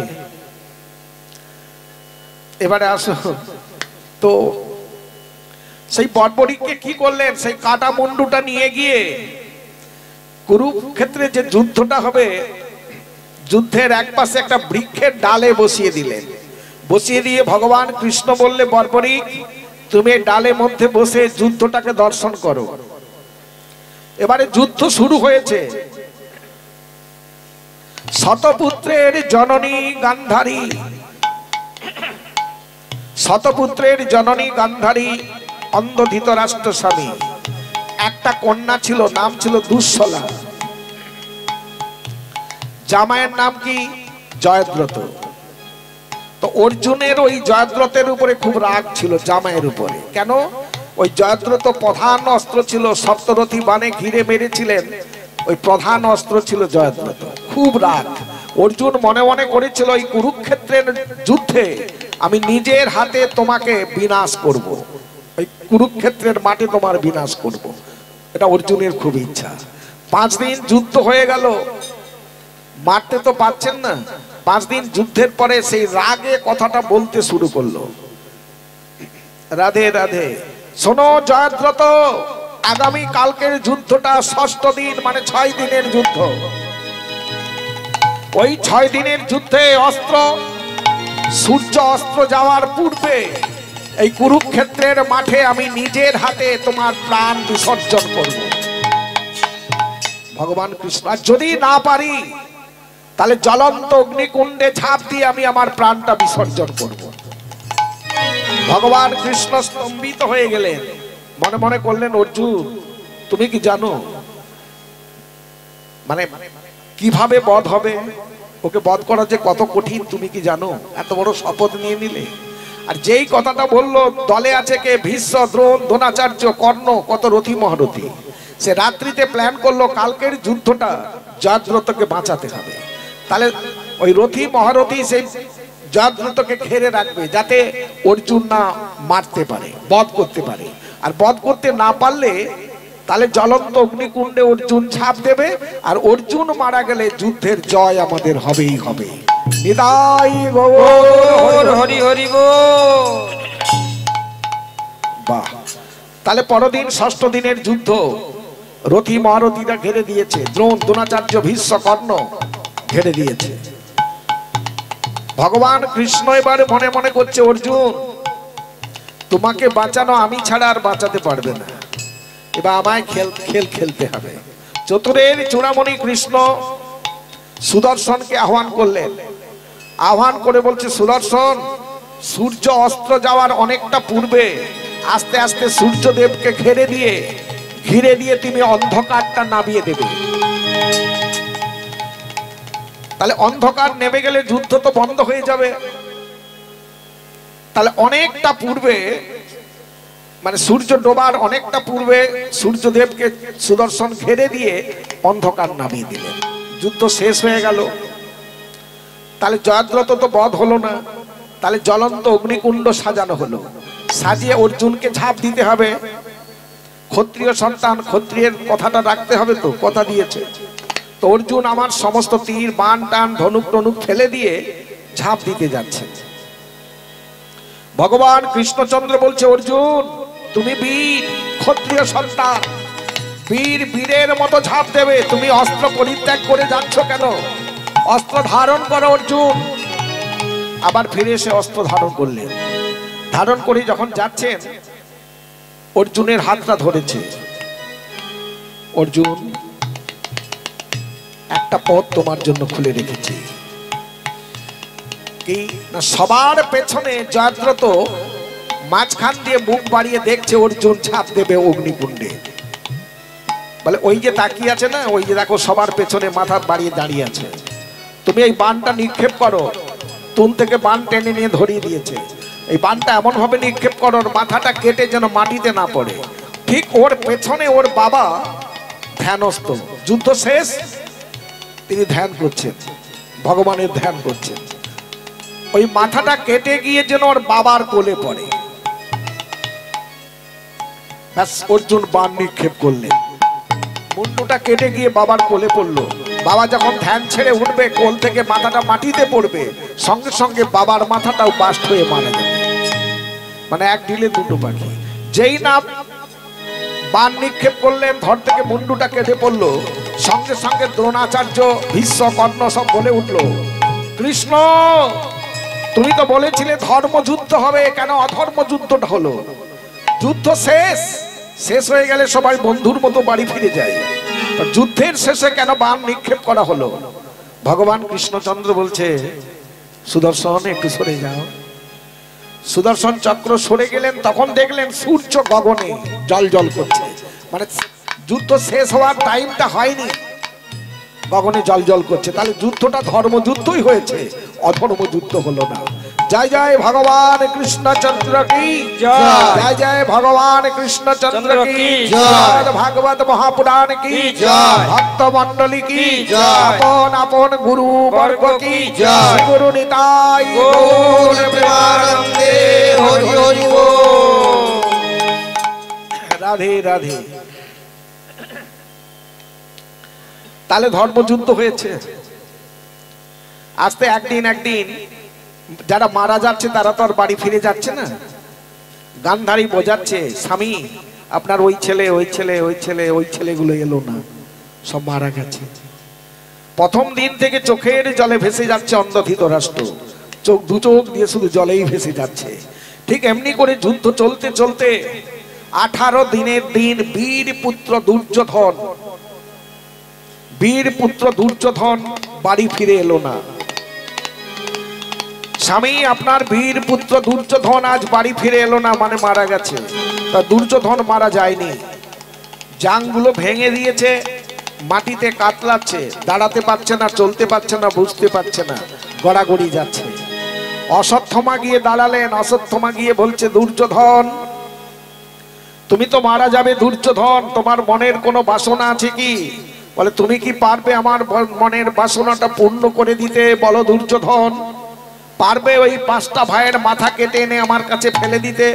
বলে আমি পারবো, একটু সময় দাও। চলে গেল, 5টা মুন্ডুকে কেটে চুলের মুঠি ধরে ফেলে দিয়েছে।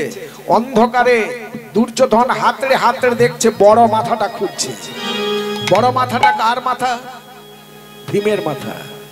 ভীমের মাথাটা খুব বড়। কেন খুঁজছে? ভীম তো গদা মেরে আমার জাংগুলোকে ভেঙে দিয়েছে, তো সেই বড় মাথাটা খুঁজে নিয়ে যখন চেপে দিল, পুচ করে চিপা হয়ে যায়। জানতে পারলো এটা ভীমের মাথা নয়, যে 80 মণ গোদা নিয়ে যুদ্ধ করতে পারে সেই মাথাটা এত নরম পুচপুচে হবে না। ও জানতে পারলো মাথাগুলো কার। সঙ্গে সঙ্গে কাঁদছে, কেঁদে কেঁদে বলছে, মা দ্রৌপদী, মারে অভিশাপ দে, অভিশাপ দে। মনে মনে বলেছিল, ও কৃষ্ণ, তোমার কি অজানা ছিল প্রভু? তুমি কি জানো না এক মহাপাপে আমার জাং দুটো কেন ক্ষতছিদ্র ভেঙে গেল? কেন জানো? মারে, মা আমি তোকে আমার জানুর উপরে বসাতে চেয়েছিলাম, মাকে বসাতে চেয়েছিলাম, সেই অপরাধে জাং দুটো ভেঙে চূর্ণ বিচূর্ণ, দাঁড়াতে পারি না, যন্ত্রণায় ছটফট করছি।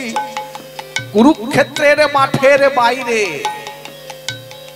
মারে তুই আমায় অভিশাপ দে। মহাপাপের উপরে আরো মহাপাপ জড়িয়ে পড়ল, 5টা শিশুকে হত্যা করেছি। ওরে ওরে মা দ্রৌপদী, তোর পঞ্চপুত্রকে নিধন করিয়েছি আমি, শিশু হত্যার পাপে আমি লিপ্ত হয়ে গেলাম ভগবান। দুর্যোধন চোখের জলে ভেসে গড়িয়েছিলেন। সেই সময় একটি মশাল জেলে ধৃতরাষ্ট্রের হাত ধরে গান্ধারী নিয়ে চলছে, স্বামী স্বামী চলো, আমি বলবো তোমার এই দুর্যোধন দুঃশাসন আগে করে ছেলেদের নাম বলবো, তুমি হাতড়ে হাতড়ে একটু দেখে নেবে ছেলেগুলোকে। মশাল জেলে গিয়ে পৌঁছে গেলেন, চারিদিকে পচা দুর্গন্ধ, শিগাল কুকুরে মরাগুলোকে টানা হিচড়ে করছে, খা খা শব্দ। মশাল জেলে সারা কুরুক্ষেত্রের মাঠ ঘুরে বেড়ালো, একটা ছেলেকে খুঁজে পেল না। কত রথী মহারথী আত্মীয় স্বজনেরা মরে পড়ে আছে, একটা ছেলেকে খুঁজে পেল না। প্রভাত হয়েছে, যখন কুরুক্ষেত্রের বাইরে গিয়ে দেখলেন 100টা ছেলে এখানে সেখানে করে কুরুক্ষেত্রের বাইরে মরে পড়ে আছে। গান্ধারী কাছে ছেলেগুলোকে জড়িয়ে ধরে কান্নাটা সেই দিন শুরু হলো। এতদিন কাঁদেনি, সেই দিন কাঁদছে। সন্তানকে জড়িয়ে ধরে অজর নয়নে কাঁদছে। কাঁদতে কাঁদতে স্বামীর হাত ধরে ফিরে এলো রাজপ্রাসাদে। 3 দিন হয়ে গেল, কোনো খাওয়া দাওয়া নেই। একদিন দ্রৌপদী অন্ন ব্যঞ্জনাদি রন্ধন করে যুধিষ্ঠিরের হাতে দিয়ে বলছে, স্বামী আপনি যান, জেঠু জেঠিমাকে একটু সেবা দিয়ে আসুন। 3 দিন ভাইয়েরা মারা গেছে, 3 দিন সেবা হয়নি, একটু সেবা দিয়ে এসো। যুধিষ্ঠির সেই সেবার পাত্রটা নিয়ে যাচ্ছে। জেঠিমা, জেঠু, জেঠিমা, জেঠু। কে? আমি যুধিষ্ঠির। অন্ধ ধৃতরাষ্ট্র চোখের জলে ভেসে বলছে, যুধিষ্ঠির তুই কি দেখতে এলি? কতটা সুখে আছি, কতটা সুখে আছি দেখতে এলি বাবা? না না জেঠু, আমি জানি শতপুত্রকে হারিয়ে কোনো মা বাবার সুখে থাকবে না, এটা আমি জানি। জেঠু আজ তোমার বৌমা অন্ন ব্যঞ্জনাদি রন্ধন করে আমার হাতে পাঠিয়ে দিয়েছে। আজ 3টে দিন ভাইরা মারা গেছে, 3 দিন সেবা হয়নি, তোমরা একটু সেবা করে নাও। অন্ধ ধৃতরাষ্ট্র চোখের জলে ভেসে বলছে, যুধিষ্ঠির রে, সেবা দিতে হবে না, আর তো বেশি দিন বাঁচবো না, তোর কাছে একটা ভিক্ষে চাইবো, তুই সেই ভিক্ষেটা দিবি বাবা। কি ভিক্ষে দেবো, আমরা তো ভিখারি না রে, ভিখারি না। দুহাত পেতে বলছে, যুধিষ্ঠির তোদের কৃষ্ণকে একবার এনে আমার সামনে দাঁড় করিয়ে দিবি বাবা। তুই ভিখারি না, বিশ্ব জগতের মালিক যাদের কাছে বাধা, বিশ্ব ব্রহ্মাণ্ডের অধীশ্বর যার ভক্তিতে বাধা, সে ভিখারি না রে। এ জগতে ধনী তারাই, ওই গাড়ি বাড়ি ব্যাংক ব্যালেন্স থাকলে ধনী না, ধনী হলো তারাই যারা কৃষ্ণ ধনে ধনী হতে পেরেছে, যারা কৃষ্ণ ধনকে হৃদয় মাঝে ধরতে পেরেছে, এ জগতে তারাই হলেন ধনী। বিদায় গৌর হরি বল। জয় রাধে। আসুন, বলছে তুমি ডাকো জেঠু, আমার কৃষ্ণ দয়াল, ডাকলেই আসবে। সারাদিনটা ডেকে চললো, সারাদিন সারা রাত কাঁদছে, পরদিন সকাল হয়ে গেল, সারাদিন কাঁদছে, এলো না। ঠিক সন্ধ্যের পূর্বে বলছে, গান্ধারী আসবে না। কৃষ্ণ বুঝতে পেরেছে আসবে না কেন। গান্ধারী, যে রাজ্যর যে রাজ ঐশ্বর্য নিয়ে আজকে ভাইয়ে ভাইয়ে মারামারি, 100 পুত্রকে হারা হতে হলো, সেই মহাপাপের রাজপ্রাসাদ, রাজপ্রাসাদে কোনোদিন পবিত্র ভগবান আসতে পারে না। গান্ধারী, তুমি আমায় নিয়ে চলো, আমরা দিনহীন ভিখারির সাজে আজ রাজবেশ পরিত্যাগ করে, রাজ ঐশ্বর্যগুলো খুলে ফেলে দিয়ে, দিনহীন কাঙালের মতো নিয়ে চলো সেই কুরুক্ষেত্রের মাঠে। সেই কুরুক্ষেত্রের মাঠে গিয়ে ভগবান কৃষ্ণচন্দ্রকে চোখের জলে ভেসে ডাকবো। আমার ভগবান এলেও যেতে পারে, যদি ভগবানের সাক্ষাৎ পাই। চলো গান্ধারী। মশাল জেলে স্বামীর হাত ধরে নিয়ে চলছেন কুরুক্ষেত্রের মাঠে। স্বামী এই সেই কুরুক্ষেত্র, ওই চারিদিকে পচা দুর্গন্ধ, মড়াগুলোকে নিয়ে টানা হিচড়ে করছে কুকুর শিগালের দল, খা খা শব্দ। সেই কুরুক্ষেত্রের মাঠে বসে কুরুক্ষেত্রের ধুলোগুলোকে নিয়ে অন্ধ ধৃতরাষ্ট্র অঙ্গে মাখছে আর চোখের জলে ভেসে বলছে। গীতার দেখবেন প্রথম শ্লোকটা ধৃতরাষ্ট্র বাচে, ধর্মক্ষেত্র কুরুক্ষেত্র সমাবেত যুৎসব মামক পাণ্ডবশ্চৈব মেব কুর্বত সঞ্জয় ধিষ্ঠাতু পাণ্ডবনীকং বুড়ঙ্গলুচ্চ ধনস্তদা আচার্য ভূপ সংগম রাজা বচনমব্রবীত পুষ্যৈতং পাণ্ডুপুত্রানামাচার্য মহতে চুমং বুড়ং ধূপদ পুত্রেণ তব শিষ্যেণ দেবতা অত্র শূরমহিষাস ভীমার্জুন সমাযুধি যজুধান বিরাটশ্চ ধূপদশ্চ ভারত দিষ্টকেতুশ্চ কীতানকবিরাজশ্চ বিদ্যমানো পুরোজিত কুন্তিভজশ্চ শৈবশ্চ নরপঙ্গম যোধামন্যশ্চ বিক্রান্ত উত্তমৌজাশ্চ বিদ্যমানো সৌভদ্র দ্রৌপদ্যাশ্চ সর্বৈব মহারত। কৃষ্ণ কৃষ্ণ রে, আমি পেরেছি কৃষ্ণ, আমি পেরেছি। রাজ ঐশ্বর্য পরিত্যাগ করে আসতে পেরেছি রে কৃষ্ণ। রাজ সিংহাসন পরিত্যাগ করে, রাজ ঐশ্বর্য পরিত্যাগ করে, অঙ্গের বসন ভূষণ গুলো ফেলে দিয়ে দিনহীন কাঙালের মতো তোর কাছে এসে দাঁড়িয়েছি কৃষ্ণ। একবার দেখা দে, একবার আমার সবুকে দাঁড়া কৃষ্ণ। সারা রাত চোখের জলে ভাসছে। ঠিক ভোরের বেলা পূর্বের আকাশটা একটু পরিষ্কার, ভগবান কৃষ্ণচন্দ্র দাঁড়িয়েছে। পিসিমা, পিসিমশাই, কে? আমি কৃষ্ণ। কৃষ্ণ রে, তুমি এসেছো কৃষ্ণ। কৃষ্ণ তুমি এসেছো, যদি তোমায় দেখতে পাচ্ছি না কেন? কৃষ্ণ কোনদিন আমি কিছু চাইনি কৃষ্ণ, আজ আমি চাইছি কৃষ্ণ। কৃষ্ণ রে, তুমি কৃপা করে আমার নয়নে একটু দৃষ্টি দাও, আমি দুনয়ন সার্থক করে তোমার রূপমাধুর্যটা দর্শন করব। ভগবান কৃষ্ণচন্দ্র ভক্তের মনের বাসনা পূর্ণ করেন, নয়নে হাত বুলিয়ে দিলেন, দর্শন করছেন সেই রূপমাধুর্য। মোহন মুরলী ধরে গোবিন্দ আমার মৃদু মৃদু হাসছে, দাঁড়িয়ে আছে। দর্শন করে বলেছিল, কৃষ্ণ তোমার নয়ন এত সুন্দর, তোমার বদন এত সুন্দর, তার চেয়ে আরো সুন্দর তোমার ওই রাগা চরণ দুটো। কৃষ্ণ রে, যুদ্ধের আগে যদি তোর ওই রাঙা চরণটা দর্শন করতাম, এই যুদ্ধটা হতো না কৃষ্ণ, এত অবক্ষয় হতো না, আমার 100 পুত্রকে হারা হয়ে চোখের জলে বাঁচতে হতো না কৃষ্ণ। কৃষ্ণ, যুদ্ধের আগে কেন একটাবার তোমার এই রূপ মাধুর্যটা আমায় দর্শন করালে না?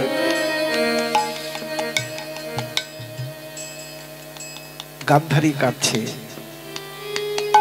পিসিমা, তুমি কাঁদছো কেন? কাঁদছি জানতে পারিস না কৃষ্ণ আমি কেন কাঁদছি? জানি পিসিমা, 100 পুত্রকে হারিয়ে তুমি কাঁদছো পিসিমা। না রে, 100 পুত্রকে হারিয়ে আমি কাঁদিনি রে কৃষ্ণ। তুই তো গীতায় বলেছিস কৃষ্ণ, যদা যদাই ধর্মস্য গ্লানির্ ভবতু ভারত অভ্যুত্থানম ধর্মস্য তদাত্মানং সৃজাম্যহম পরিত্রাণায় সাধুনাং বিনাশায় চ দুষ্কৃতম ধর্ম সংস্থাপনার্থায় সম্ভবামি যুগে যুগে। তুই সৃষ্টির পালন করতে, দুষ্টের দমন করতে এসেছিস কৃষ্ণ। কৃষ্ণ রে, তুই আমার 100 সন্তানকে নিধন করেছিস, আমার দুঃখ নেই কৃষ্ণ, আমি কাঁদিনি। কখন কেঁদেছিলাম জানিস? কেন কাঁদছি? কৃষ্ণ রে, শতপুত্রের জননী গান্ধারী, মহাভারতের পৃষ্ঠায় স্বর্ণাক্ষরে লেখা থাকবে, শতপুত্রের জননী গান্ধারী মা হতে পারেনি।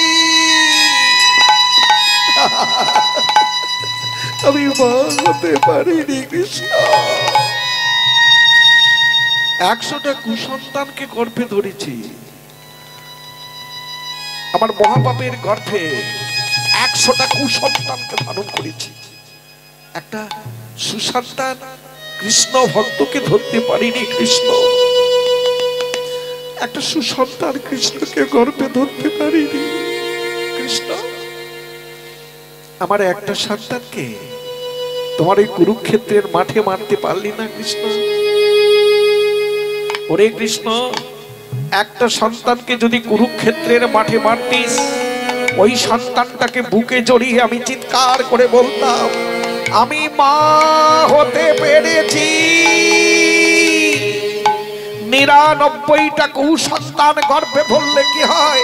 একটা সুসন্তান কৃষ্ণ ভক্তকে আমি গর্ভে ধরতে পেরেছি। একটা সন্তানকে মারতে পারলি না কৃষ্ণ, তাহলে আমার চোখে জল আসতো না রে, জল আসতো না।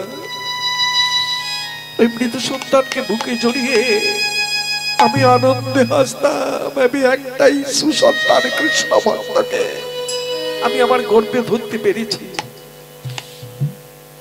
তাই আমি কাঁদছি রে।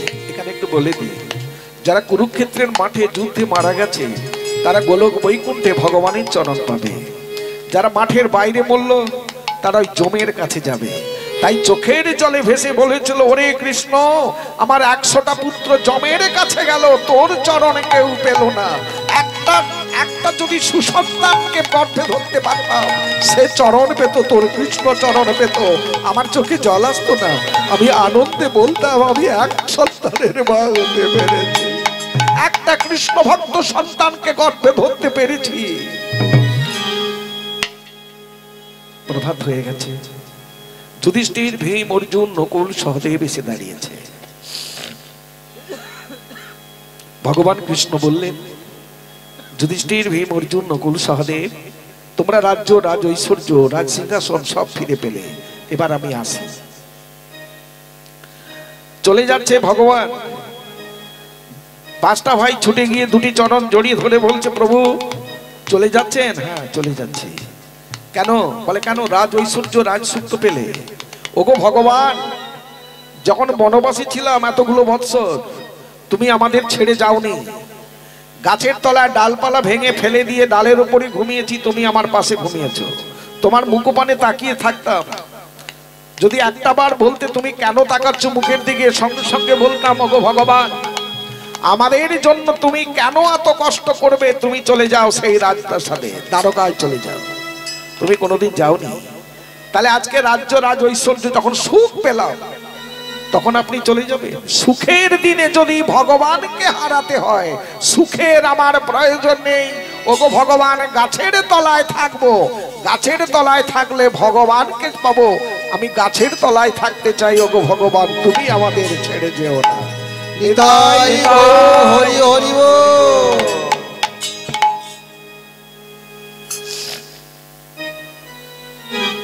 ভীম বলছে, ভীম তো একটু আর মতো, ভীম বলছে, আমার জন্য জয় হলো। কৃষ্ণকে সখা, এই যুদ্ধে আমি না থাকলে জয় হতো না, আমার জন্য জয় হয়েছে। অর্জুন বলছে, এই দাঁড়া, আমার জন্য জয় হয়েছে। ভীম বলে, ওরে আমার গদাটা তুলে ধর। তোলার ক্ষমতা পাবি না। 80 মণ গদা নিয়ে যুদ্ধ করেছি। ওদের ভাই ভাই ঝগড়া চলছে। ভগবান কৃষ্ণ বলছে, এই যে দাঁড়াও, ঝগড়া করো না, চলো না।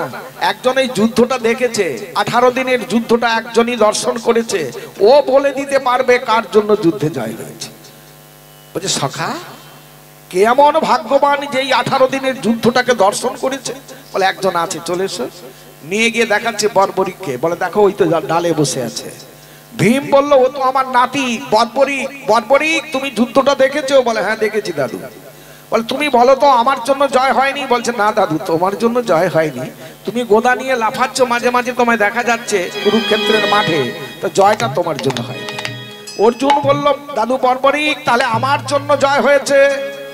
বলছে, দাদু তোমার জন্য জয় হয়নি, তুমি তো পেছনে বসে আছো, তোমার সামনে কে ছিল? ভগবান কৃষ্ণ। বিশ্বদেবের হাতের একটা বাণ দর্শন করে তুমি মূর্ছিত হয়েছিলে।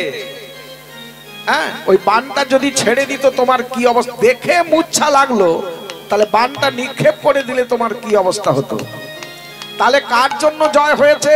বর্বরিক হাত নেড়ে বলল, ভগবান কৃষ্ণের জন্য তোমাদের জয় হয়েছে। দাদু, তুমি দেখছো তোমার রথের সারথি কৃষ্ণ, কিন্তু আমি ডালের মধ্যে বসে কি দেখলাম জানো? যেদিকে তাকাই ওদিকে কৃষ্ণ মহামহাবীরকে নিধন করছে ভগবান কৃষ্ণ। গোটা কুরুক্ষেত্রের মাঠে যেদিকে তাকাই কৃষ্ণ যুদ্ধ করছে। কৃষ্ণ মানে কুরুক্ষেত্রময় কৃষ্ণ, গোটা কুরুক্ষেত্রের মাঠে ভগবান কৃষ্ণকে দর্শন করেছি, মহামহাযোদ্ধাকে নিধন করেছে। আর তুমি দেখছো তোমার রথের সারথি কৃষ্ণ, আমি এখানে বসে দেখলাম গোটা কুরুক্ষেত্রের মাঠে কৃষ্ণ, কৃষ্ণময় কুরুক্ষেত্র। ভগবানের জন্য তোমার জয় হয়েছে। নিতাই গৌর হরি হরি বল। দেখেন, ভীমের পুজো হয়, আর কারো পুজো তো হয় না। ভীম একাদশীতে ভীমের পুজো হয়, অর্জুনের কই পুজো তো হয় না। অর্জুনের পুজো আলাদা করে হয় কেন বলো তো? ভীম পুজো পেল। ভগবান কৃষ্ণ চলে গেলেন, মা রান্না করে ছেলেদের, 5টা ছেলেদের খাওয়াচ্ছে। তো যুধিষ্ঠির বলল, ও মা, মা গো, ভাইকে দাও না, ভীম কি দাও, ভীম একটু বেশি খায় তো, ওকে দাও। ও যা দিচ্ছে নিচের দিকে মুখ করে খেয়েই যাচ্ছে। যা ছিল অন্ন ব্যঞ্জন যা ছিল শেষ করে দিয়েছে। মায়ের রাগ হলো, নিচের দিকে মুখ করে খেয়েই যাচ্ছিস, একবার মুখ তুলে দেখেছিস কি আছে আমার? একবার ভাবলি না দাদা কি খাবে? একবার ভাবলি না তোর মা কি খাবে, ভাইরা কি খাবে, ছোট ভাইরা? শুধু খেতেই শিখলি, দিতে শিখলি না। ওই যে অপমানটা হয়ে গেল। ভীম লাস্টে একটি মুঠো খাওয়ার মুখে নেবে, সেই মুঠোর মধ্যে পড়ে আছে, টপ টপ করে শুধু চোখ দিয়ে জল পড়ছে। ভীম কেঁদেই যাচ্ছে, কেঁদে কেঁদে বলছে, শুধু খেতেই শিখেছিস। মা বলো, মা তুমি কি চাও? আমার কাছে তুমি কি চাও? পারবি? পারবি ভগবান কৃষ্ণকে এনে দিতে পারবি? তাহলেই ভাববো তুই আমার উপযুক্ত ছেলে। ঠিক আছে মা, আমি দেখছি। হস্তটা ধৌত করে ঘরের মধ্যে প্রবেশ করে সেই 80 মণ গোদাটাকে নিয়ে বেরিয়েছে। দু চোখ দিয়ে জল ভাসছে, মনে মনে শুধু কৃষ্ণ ভগবানকে ডাকছে। গদাটা ঘুরাতে ঘুরাতে ঘুরাতে ঘুরাতে শূন্যে ছেড়ে দিলেন। ছেড়ে দিয়ে গোদার নিচে দাঁড়িয়ে আছে, মনে মনে বলছে, ওগো ভগবান কৃষ্ণ, সত্যি যদি তোমাকে ভালোবেসে থাকি, সত্যি যদি আমার মন প্রাণ দেহটাকে তোমার চরণে সঁপে থাকি, তুমি আমাকে রক্ষা করবার জন্য ছুটে আসবে এক্ষুনি, নাহলে তোমায় আসতে হবে না। যদি না ভালোবাসি, না তোমায় ভজন সাধন করে ডাকতে পারি, তুমি এসো না কৃষ্ণ। ভগবান কৃষ্ণ গিয়েছে রুক্মিণী আর সত্যভামা সেই চরণটা ধোয়াবে। বলছে, রুক্মিণী, সত্যভামা দাঁড়াও দাঁড়াও দাঁড়াও, আমি আসি। বলে, প্রভু এই তো এলেন। বলে, ভক্ত ডাকছে। ওই ছুটতে ছুটতে ভগবান কৃষ্ণচন্দ্র ছুটে ছুটে এসে যখন গোদাটা পড়তে যাচ্ছে, ভগবান কৃষ্ণ ধাক্কা দিয়ে ভীমকে সরিয়ে দিয়ে গদাটা ধরে নিলেন। মা চোখের জলে ভেসে গোবিন্দের চরণে পড়লেন। ওরে ভীম, তোর মধ্যে এত কৃষ্ণ ভক্তি, তুই এই জগৎ মাঝে পূজিত হবি বাবা, তুই সেবা পাবি, তুই পূজিত হবি। ওই মা আমার আশীর্বাদ করে দিয়ে গেছিলেন, তাই সেই ভীম একাদশী ভীমের পুজো হয়।